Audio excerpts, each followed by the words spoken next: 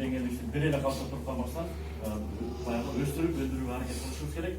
Кыскасы биздин максатыбыз ошол имамдардын билим деңгээлдерин жогорулатуу максатында ушул иш-чараны биз Талас Мусулман казыяты жана Талас району хатыяты уюштуруп жатабыз.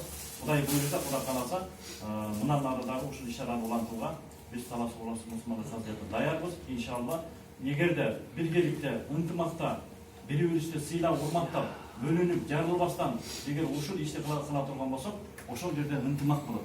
Ынтымак бул жерде жыйынтык болот. Ошон үчүн бөлүнүп, жарылуудан Кудай сактасын. Ошондой абалдан чыгыш үчүн биз бири-бирибизди ушундай чогуу, ынтымакта, бирликте иш алып бара турганбызда Кудай буйруса, Кудайдын берекеси болот. Каяда Кудайдын берекеси болсо, иншалла, ошол жерде бир жыйынтык болот деп эсептеймин. Дагы бир жолу ушул Ислам институтунун жамаатына, жетекчилигине, бардыгына Кудай таалам ыраазы болсун, ишиңиздерге ийгилик берсин. Ушул ордун институтта, ушул институтта Кудай таалам жакшы баягы илимдүү алым кадрлар чыга берсин. Биз дайыма